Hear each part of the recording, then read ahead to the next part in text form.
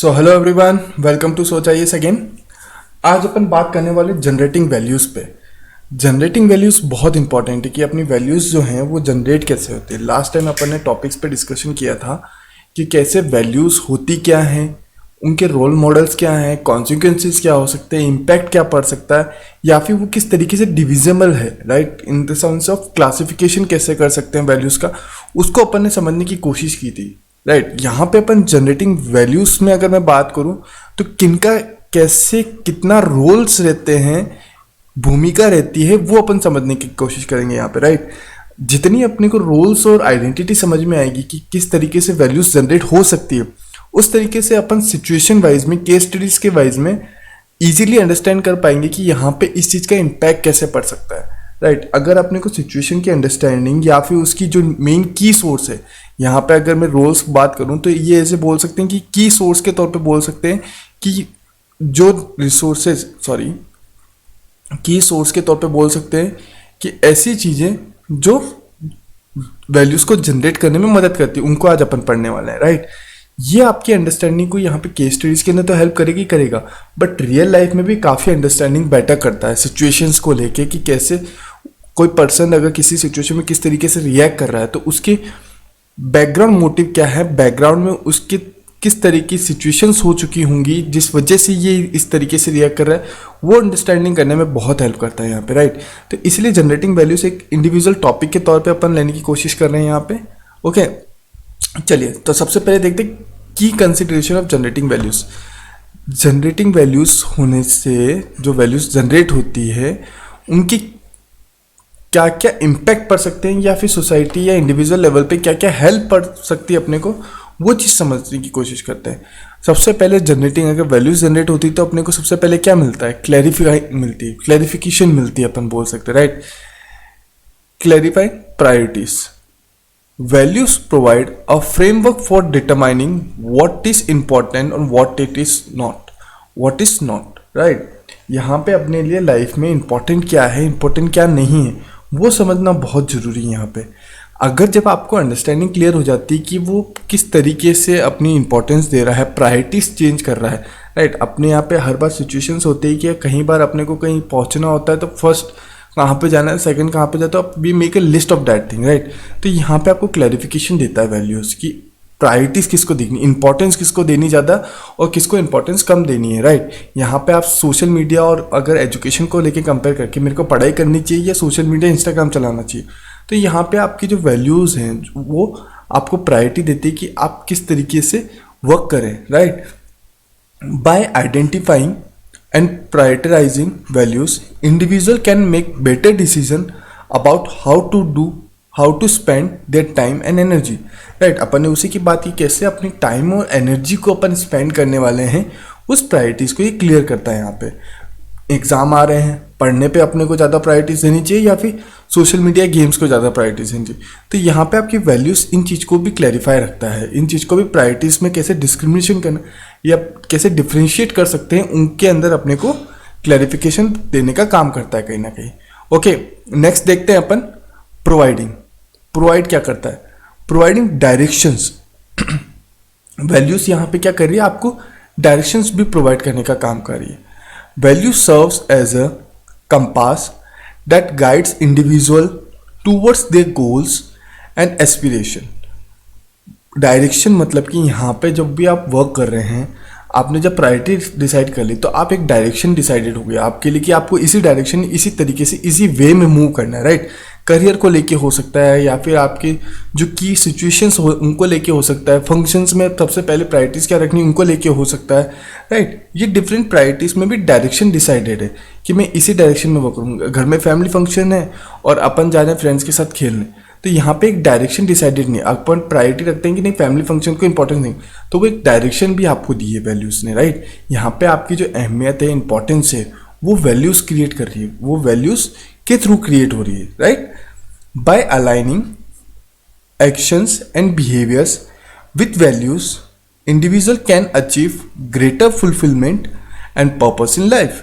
यहाँ पे अपने जब बिहेवियर के अंदर इन वैल्यूज़ का इम्प्लीमेंटेशन होने लग जाता है कि किस तरीके से अपन वर्क करेंगे, तो अपनी जो लाइफ की ग्रेट फुलफिलमेंट्स, मतलब कि यहाँ पे जो अचीवमेंट्स करना चाहते हैं उनको भी एक डायरेक्शन मिलती है, उनको भी एक पाथ मिलता है कहीं ना कहीं, और एक पर्पस भी मिलता है लाइफ के अंदर जो काफ़ी क्लियरेंस देता है हर चीज़ को लेके। यहाँ पे एग्जांपल के तौर पे अपन ने देखा कि फ्रेंड्स के साथ पार्टीज करने जाना है या फैमिली फंक्शन जाना है, both are important but somehow clarification, और अगर आपको डायरेक्शन पता है, प्रायोरिटीज और डायरेक्शन आपको क्लियर हो गई तो आप इजीली डिसीजन ले सकते हैं। तो वैल्यूज़ आपको ये भी प्रोवाइड करने का काम करता है। क्यों? क्योंकि आपको पता है कि आपकी नेचर के अंदर, ह्यूमन बिहेवियर के अंदर किस तरह की वैल्यूज़ इंपॉर्टेंट रखती है, या सोसाइटी में किस तरह की वैल्यू इंपॉर्टेंट है जिससे आपकी अहमियत या इंपॉर्टेंस ही बोल सकते हैं बनती है दूसरों के पर्सपेक्टिव में। तो वो चीज़ें यहाँ पे एक वैल्यूज़ भी क्रिएट करता है, राइट। नेक्स्ट अपन देखते हैं की कंसिडरेशन ऑफ जनरेटिंग वैल्यूज़ के अंदर ही अपन आगे देख रहे हैं building relationships. Values are an important aspect of building strong and meaningful relationship. Values किस तरीके की है किसी भी रिलेशन में, वो हमेशा आपकी जो रिलेशन है उसको स्ट्रॉन्ग और मीनिंगफुल बनाने का काम करता है। अगर आपकी रिलेशनशिप में कोई वैल्यूज ही नहीं है, राइट, किसी न किसी पर्सन की किसी के लिए अहमियत ही नहीं है या किसी और के लिए नेगेटिव वैल्यूज रखता है, तो वो आपकी रिलेशनशिप को किस तरीके से मोल्ड कर सकता है वो समझना जरूरी है। वो स्ट्रॉन्ग भी कर सकता है या वीक भी कर सकता है यहाँ पे, right.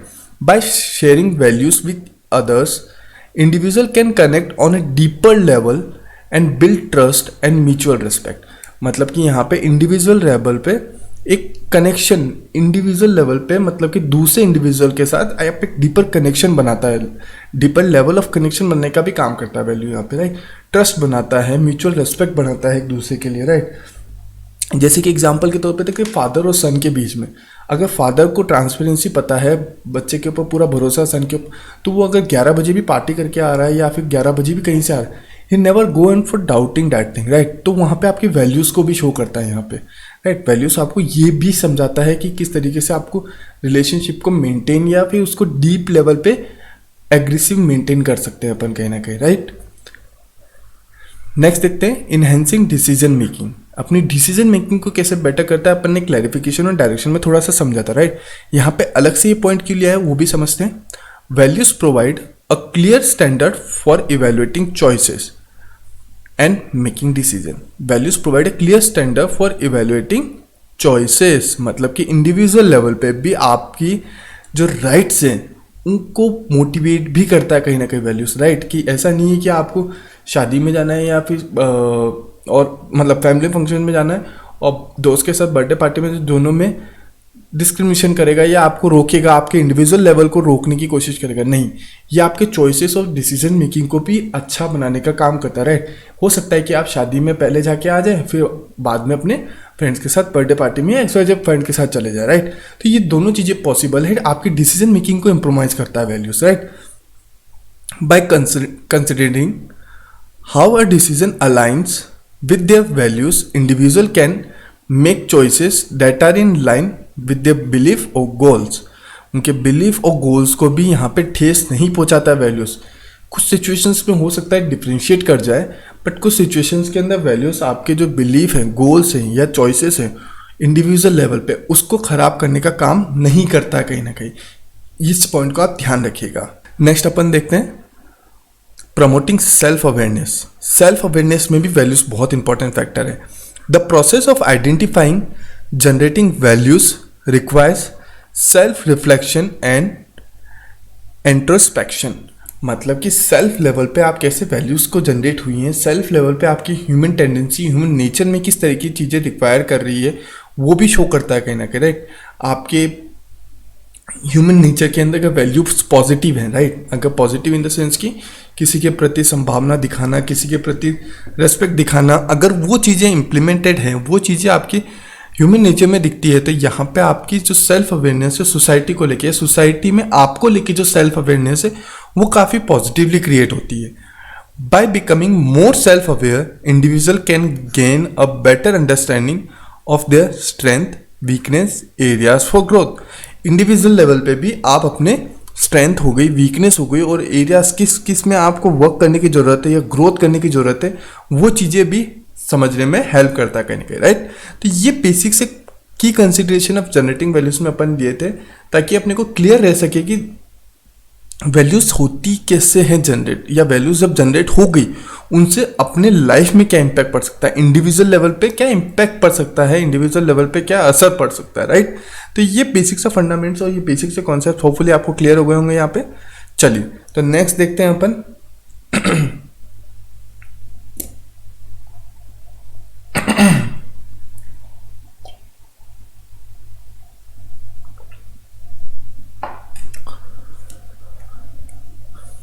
roles of generating roles of family in calculating the values, मतलब कि फैमिलीज कैसे वैल्यूज क्रिएट करने में मदद कर सकती है, या आपकी कैसे फैमिली हो सकती है, या फिर मैं इसके वो सराउंडिंग में भी बोल सकता हूँ कि सराउंडिंग इन्वायरमेंट बोल सकते हैं, या फिर रिलेशनशिप वाले बोल सकते हैं।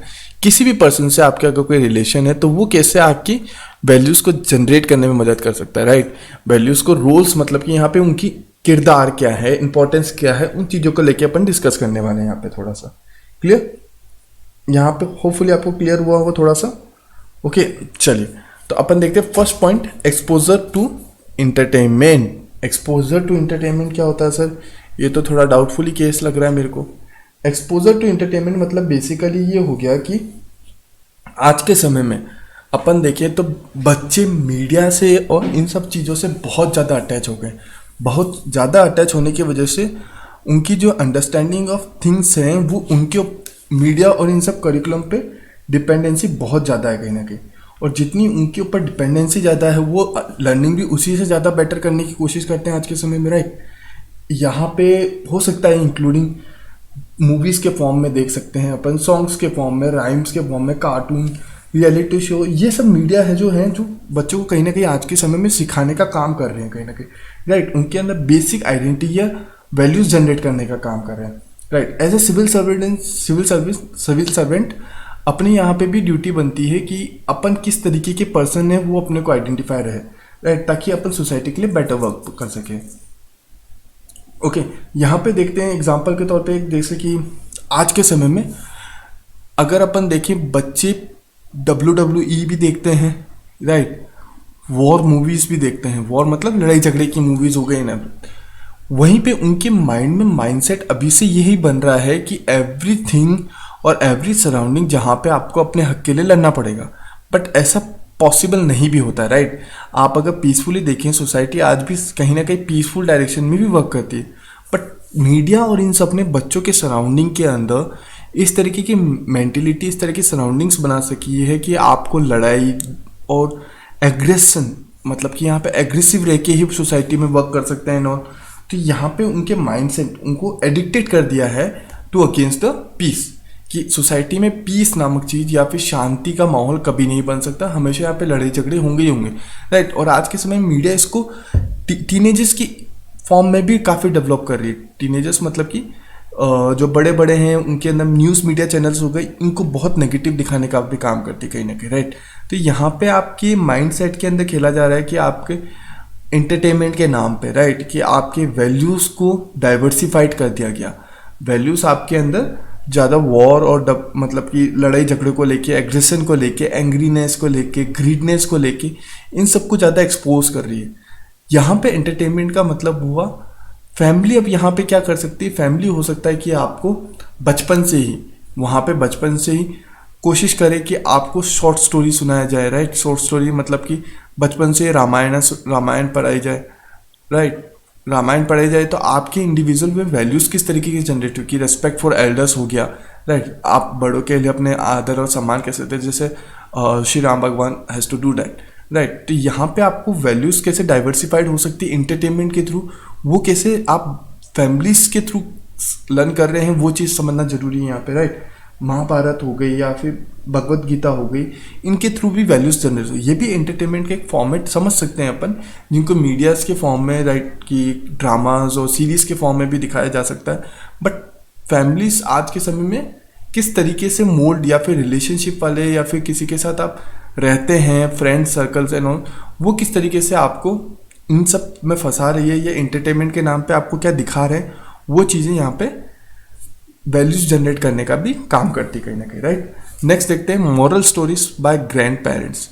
ग्रैंड पेरेंट्स के द्वारा जो मॉरल स्टोरीज बनी हुई है, राइट, मतलब कि बेड टाइम पे हो सकता है, बेड टाइम पे जब अपन बेड पे जाते हैं ना, वहाँ पे देखा जाता है कि आपको मॉरल वैल्यूज सुनाई गई, मॉरल मतलब sorry for that, moral stories सुनाई गई है। मॉरल स्टोरीज में मतलब ग्रैंडफादर सुना सकते हैं, पंचतंत्र की कहानियाँ सुना सकते हैं आपको। वहाँ पे हो सकता है आपको अकबर बीरबल की स्टोरी सुनाया जाए, जिससे क्या होगा कि आपके बचपन में ही उन स्टोरीज को लेके, उन इमेजिनेशंस को लेके, उन पॉइंट्स को लेके आपके वैल्यूज जनरेट होने लगे। तो फैमिली यहाँ पे भी किस तरीके से वर्क कर सकती है ये समझना बहुत जरूरी है, right. Moral stories by grand parents हो सकता है, या फिर फैमिली मेंबर, फादर मदर भी हो सकते हैं, नॉर्मली सिस्टर ब्रदर भी हो सकते हैं, एवरीथिंग। बट ये मोस्ट इंपॉर्टेंट ठीक है। यहाँ पे अपन एग्जाम्पल के तौर पे देख सकते हैं कि बैराक ओबामा है। बैराक ओबामा को बचपन से ही उनके ग्रैंड पेरेंट्स ने एक 10 एक साल तक, एक डीके तक उनको संभाला है, राइट। तो उन्होंने उनको बचपन से ही स्टोरी सुनाई, मोरल स्टोरी सुनाने का काम किया कहीं ना कहीं, राइट। तो उनकी वजह से उनकी पर्सनैलिटीज, उनके जो अंडरस्टैंडिंग ऑफ थिंग्स है वो कितनी डिफ्रेंशिएट हो जाती है एज ए इंडिविजुअल। वो अपन एग्जाम्पल के तौर पे आज भी अपने सराउंडिंग में किसी से भी बात करते हैं तो डिफ्रेंशिएट दिखता है, राइट। एग्जाम्पल के तौर पे महात्मा गांधी हो गए, उनको उनकी मदर बचपन से ही भगवत गीता और इन सबको पाठ पढ़ाती थी एंड ऑल, स्टोरीज के फॉर्म में सुनाती थी एंड ऑल। वहीं पे उनकी पर्सनैलिटी भी डिफर कर गई, उनकी वैल्यूज़ जो है, उनकी इंपॉर्टेंस ऑफ प्रायोरिटीज़ जो है वो डिफ्रेंशिएट कर जाती है कहीं ना कहीं, राइट। ये चीज़ समझना बहुत ज़रूरी है। यहाँ पे अगर ये चीज़ अपने को क्लियर हो गई कि कैसे स्मॉल, छोटे होने पे भी बचपन के अंदर ही कैसे वैल्यूज़ जनरेट हो रही हैं, फैमिलीज कैसे वैल्यूज़ जनरेट कर रही है, बड़े होके वही चीज़ रिफ्लेक्ट करती है कहीं ना कहीं, राइट।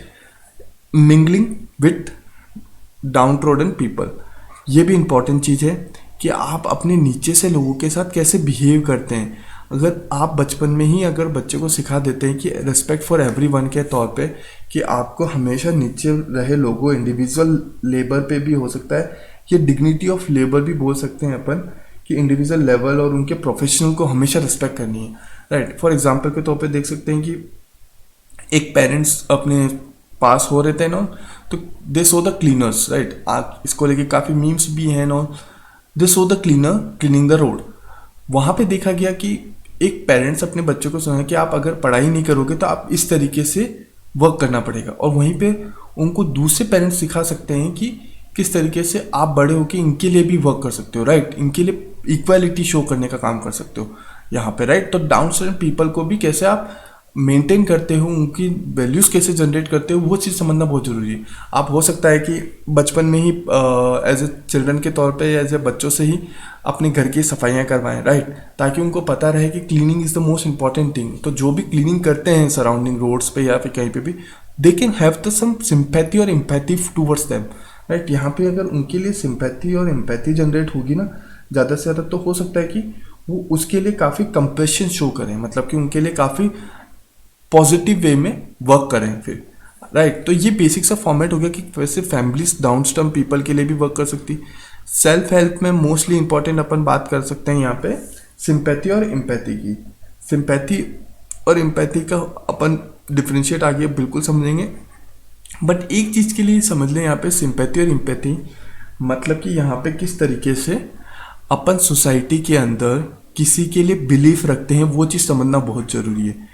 आप किस तरीके से दूसरों के प्रति सम्मान रखते हैं, दूसरों के प्रति रिस्पेक्ट रखते हैं, दूसरों के प्रति पॉइंट ऑफ व्यू रखते हैं, वो ही चीज़ आपकी वैल्यूज जनरेट करती है, राइट। हो सकता है किसी को देखते हैं आप नेगेटिव थॉट्स आते लग जाते हैं आपके माइंड में, तो उसके लिए वैल्यूज भी नेगेटिव हो गई कहीं ना कहीं। वैल्यूज मतलब कि इंपॉर्टेंस भी बहुत कम रखते हैं आप उसके लिए, फिर आप उसके लिए नेगेटिव थॉट्स माइंड रखने लग गए, negative point of perspective on कर लिया है ऑन। तो यहाँ पे ये बहुत इंपॉर्टेंट फैक्ट है कि सेल्फ लेवल पे आप कैसे बच्चों को देख रहे हैं कि वो दूसरे के प्रति क्या विचार और एक डायरेक्शन ऑफ बिलीफ रखते हैं कहीं ना कहीं, right. Role of pampering, pampering मतलब होता है कि बार बार उसको किसी चीज़ को समझाने में मदद करना। किसी चीज़ को कैसे आप समझाने में मदद करते हैं कि बच्चों को बचपन से ही प्रैक्टिस में, या फैमिली मेम्बर्स कैसे बचपन से ही राइट थिंग्स उनको करने के लिए मोटिवेट करते, राइट। या फिर राइट थिंग्स की जाए तो उनको एक रिवॉर्ड या अवार्ड के तौर पे प्रोत्साहित करें कि कैसे आपने जो किया है वो बहुत सही किया, या फिर उन्होंने जो वर्क किया है उसके लिए एक प्रेजेंट्स के तौर पे वर्क करें कि ये अच्छा था, और गलत हुआ तो पनिशमेंट के तौर पे वर्क करें, राइट। तो ये बेसिक से होगा कि कैसे आप पैम्परिंग करके, मतलब बचपन से ही डांट धमका के, या हो सकता है या फिर समझा के, किस तरीके से आप वैल्यूज जनरेट कर रहे हैं बचपन में ही बच्चे के लिए माइंडसेट में नो।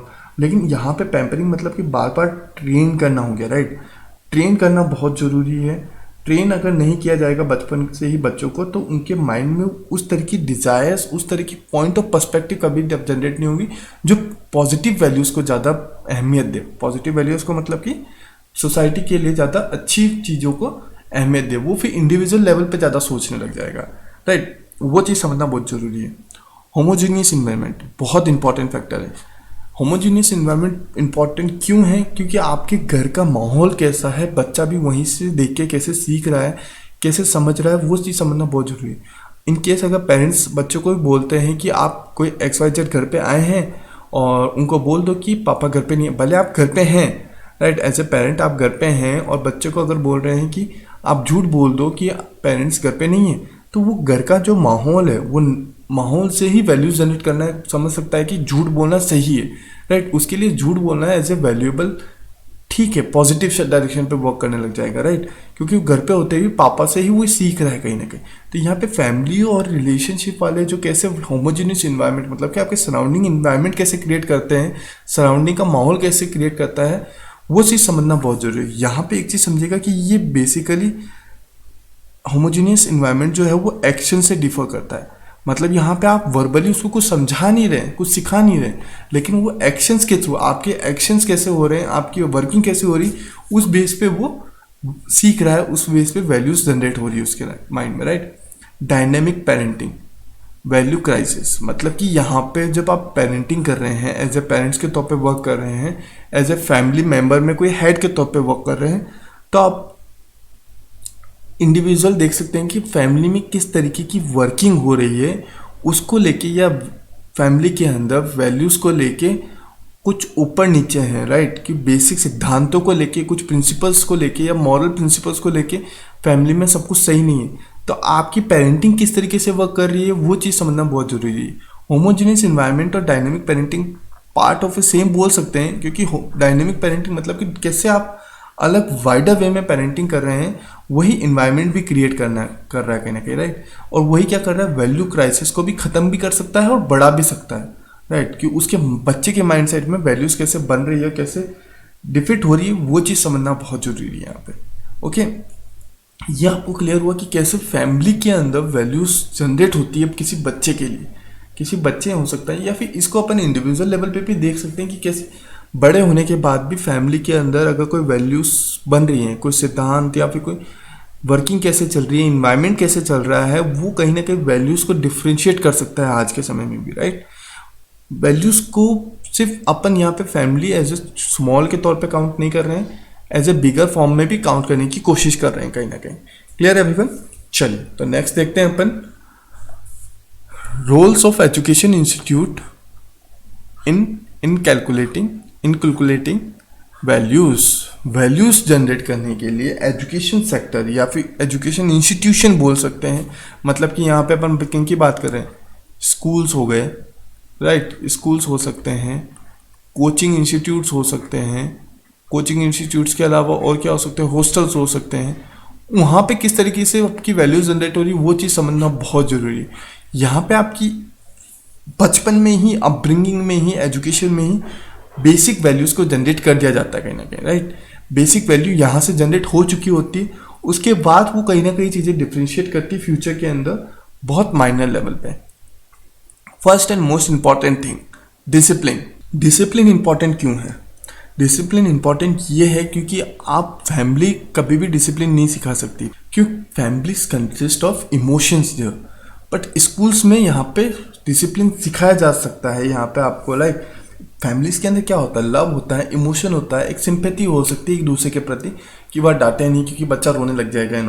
बट स्कूल्स के अंदर जहाँ पे टीचर्स टीच करते हैं एवरीथिंग, वहाँ पे इस तरीके की वर्किंग नहीं होती। वहाँ पे इमोशंस को साइड रखते हुए पनिशमेंट भी होती हैं कहीं ना कहीं, राइट। अगर आप एज ए टीचर के तौर पे देखें तो स्कूल्स और कोचिंग वाले आपको पनिशमेंट दे सकते हैं, एक्स्ट्रा होमवर्क के फॉर्म में दे सकते हैं, या फिर एक्स्ट्रा किसी भी तरीके से दे सकते हैं। तो वहाँ पे आपको डिसिप्लिन रहना में सिखाया जाता है, राइट। डिसिप्लिन वैल्यूज जनरेट होती है, कैसे आप अपने लाइफ के अंदर डिसिप्लिन वे में वर्क कर सकते हैं या जी सकते हैं। ओके, नेक्स्ट देखते हैं अपन पंक्चुअलिटी।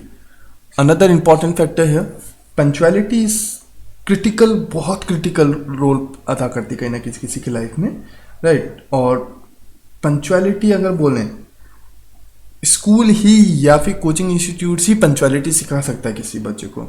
क्यों?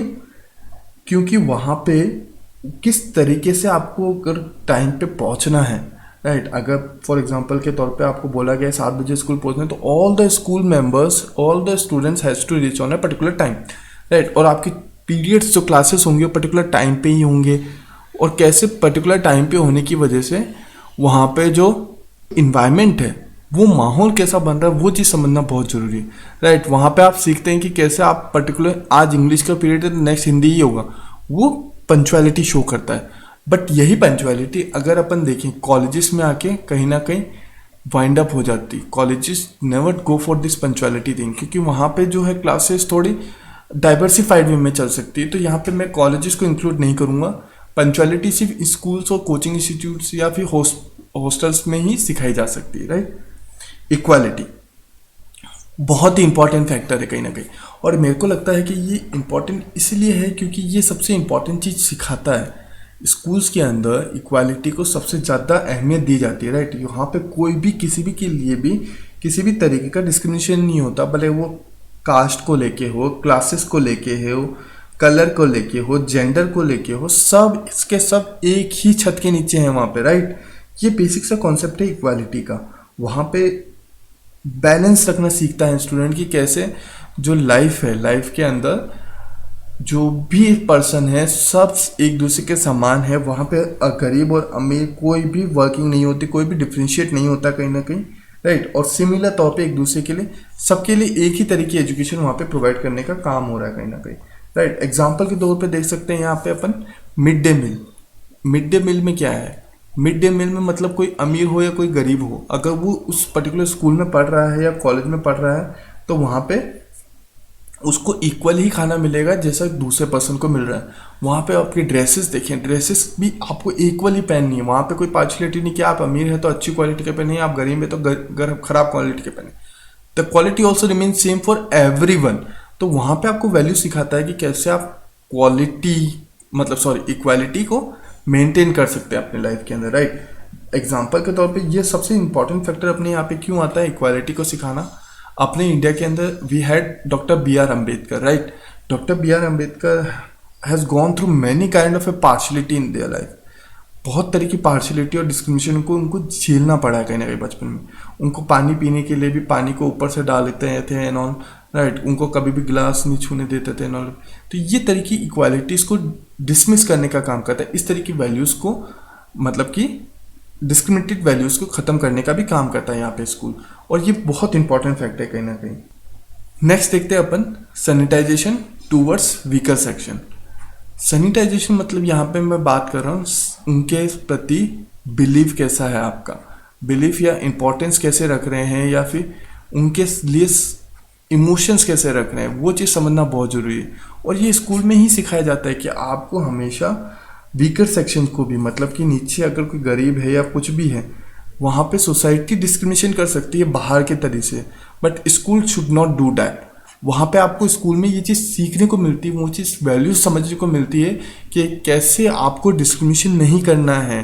वीकर सेक्शन और अपर सेक्शंस के अंदर डिस्क्रिमिनेशन नहीं होना चाहिए, या उनके प्रति ज़्यादा संवाद या सिंपैथी रख सकते हैं अपन थोड़ी सी, कि हाँ वो अगर नीचे हैं तो उनको भी अपन इक्वली बैलेंस करने की कोशिश करें, राइट। यहाँ पे अपन एग्जांपल के तौर पे देख सकते हैं कृष्णा और सुदामा की कहानी, right.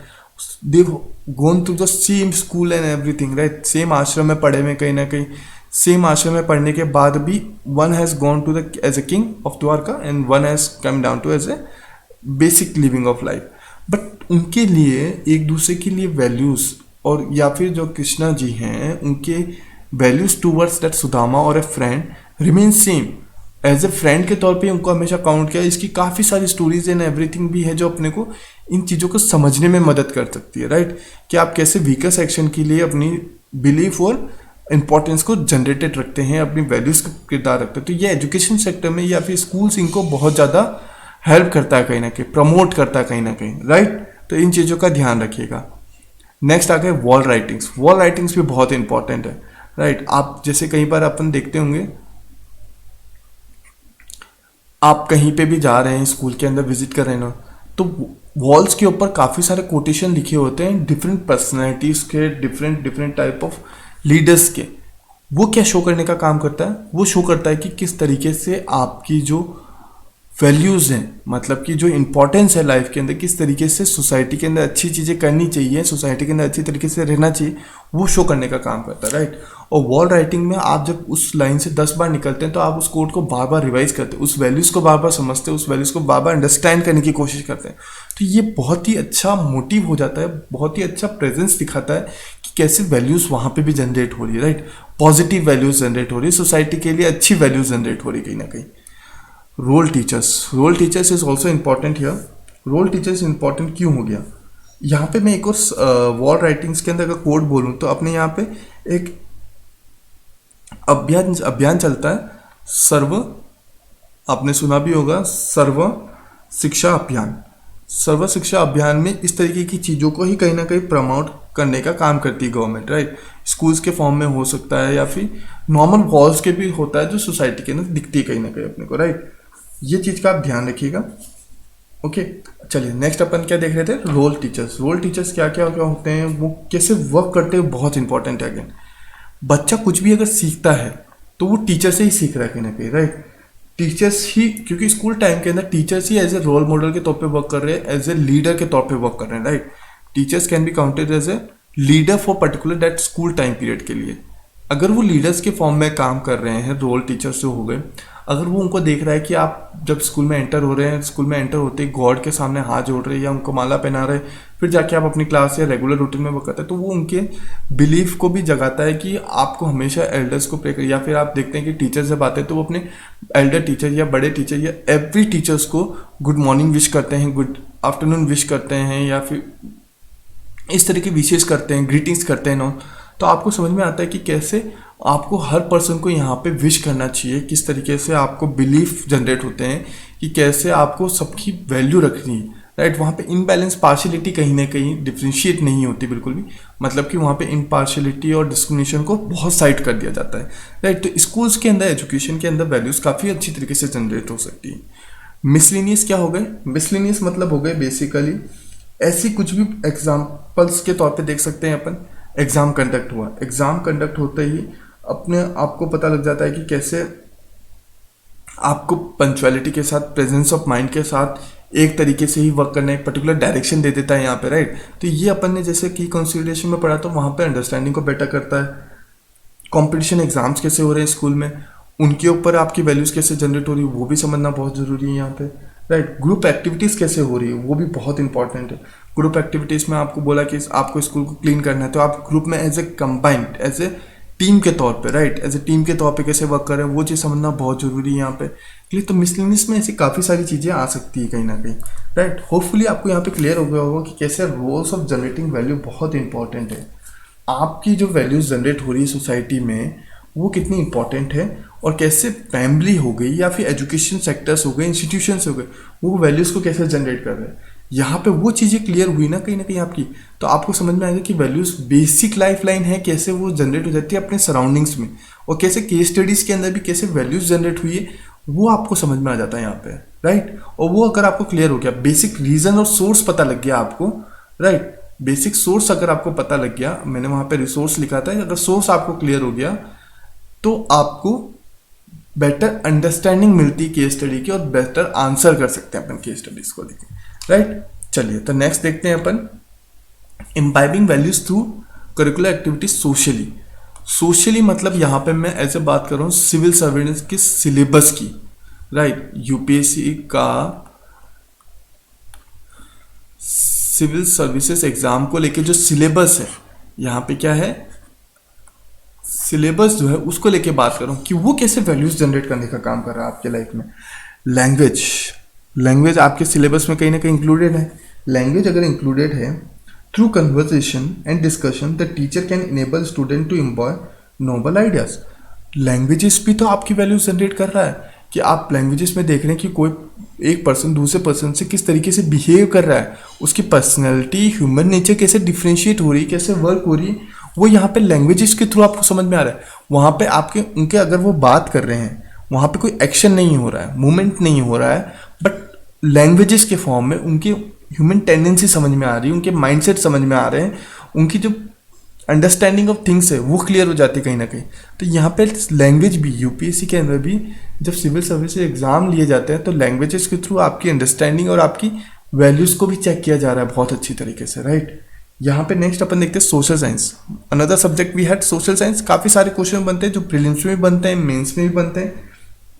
Through social science we can develop values like secularism, socialism, democracy etcetera. इन सब तरह की वैल्यूज को जनरेट कर रहे हैं अपन कहीं ना कहीं, right.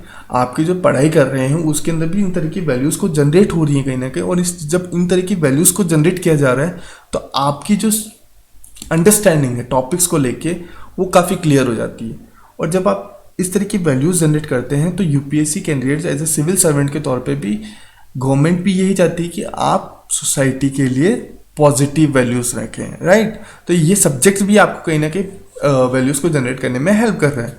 Geography through geography we can develop values of conversation, preservation and adventure values हो सकती हैं, या किसी और के लिए किसी जगह के लिए कैसे वैल्यूज डिफ्रेंशिएट हो सकती है वो समझा जा सकता है यहाँ पे, राइट।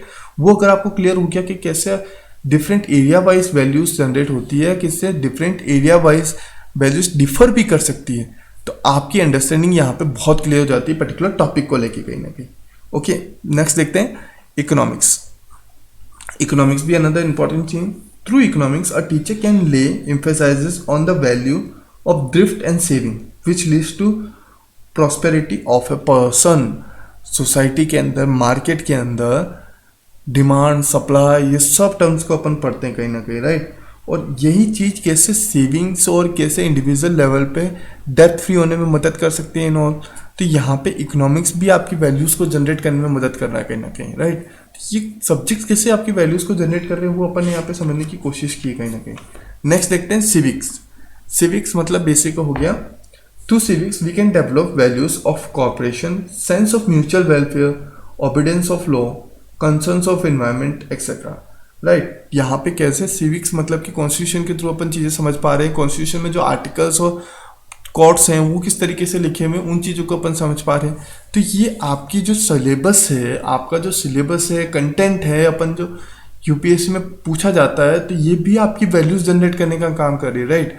और सोसाइटी के लिए अच्छी वैल्यूज जनरेट कर रही है, यहाँ पे पॉजिटिव वैल्यूज जनरेट करने का काम कर रही है। अगर आप इसको एज ए सिलेबस के तौर पे काउंट करेंगे तो हो सकता है आप इसको समझ ना पाए, बट आप इसको अगर सिलेबस इंडिविजुअल लेवल पे भी चेक करेंगे तो ये आपको क्या सिखा रही है, तो आपकी अंडरस्टैंडिंग बहुत क्लियर हो जाती है। और यहाँ पे अगर अंडरस्टैंडिंग क्लियर हो गई, कॉन्सेप्चुअल चीज़ें, कॉन्सेप्ट क्लियर हो गए, तो आपकी प्रेजेंस ऑफ माइंड्स अच्छी हो सकती है। प्रेजेंस ऑफ माइंड्स अच्छी होने से आपके आंसर राइटिंग और आपके आंसर्स भी इजीली पॉजिटिव रिफ्लेक्ट कर सकते हैं, राइट। और जितने पॉजिटिव रिफ्लेक्ट करेंगे उतने चांसेस, प्रोबेबिलिटी आपकी हाई हो जाती है किस तरीके से आप सेलेक्टेड हो सकते हैं एवरीथिंग, राइट। तो ये बेसिक सा फंडामेंटल आपको शायद क्लियर हो गया होगा। यहाँ पे एक मैं कोट पढ़ देता हूँ, सदगुरु बिलीव्स दैट, राइट। यहाँ पे एक लाइन जो बहुत ही इंपॉर्टेंट और बहुत ही अच्छी लगी थी मेरे को। Value education should be taught by parents at home. It's not a fair to blame the school for the one child holistic development. As a parents that responsibility mainly lies with you. School could contribute a positive manner too. मतलब कि यहाँ पे कैसे value education को लेके promote किया गया, कैसे पेरेंट्स एंड स्कूल कैसे एक दूसरे के साथ कॉर्पोरेट करते हुए किसी भी ह्यूमन बीइंग के अंदर वैल्यूज जनरेट करने का काम कर सकता है कहीं ना कहीं, राइट। तो यहाँ पे आपको फंडामेंटली सारी चीज़ें क्लियर हो गई होगी मोस्ट प्रोबेबली कि वैल्यूज जनरेट कैसे हो सकती है, या फिर जब वैल्यूज जनरेट हो गई तो उनसे सोसाइटी पे क्या इम्पैक्ट पड़ सकता है, या फिर इंडिविजुअल लेवल पे क्या इम्पैक्ट पड़ सकता है, राइट। तो ये बेसिक सा फंडामेंट था यहाँ पे। नेक्स्ट अपन पढ़ने वाले हैं कि कैसे वैल्यूज जो बड़े बड़े लीडर्स हैं उनकी लाइफ में कैसे जनरेट हुई, या उनकी लाइफ में वैल्यूज जनरेट होने की वजह से उन्होंने किस तरीके से वर्किंग करी, किस तरीके से सोसाइटी में डिसीजंस लिए, पॉजिटिव्स भी लिए कहीं ना कहीं, नेगेटिव्स भी लिए। तो उनके ऊपर अपन थोड़ा सा डिस्कस करेंगे। वो केस स्टडीज के फॉर्म में भी अपन डिस्कस करने की कोशिश करेंगे थोड़े से अपन की कैसे सिचुएशंस अगर बनती है तो सिचुएशंस के अकॉर्डिंग वैल्यूज कैसे डिफ्रेंशिएट कर जाती है पर्सन टू पर्सन, राइट। तो वो भी समझने की अपन कोशिश करेंगे। तो मिलते हैं आपसे नेक्स्ट वीडियो के अंदर। Till that time, thank you everyone, take care, bye bye.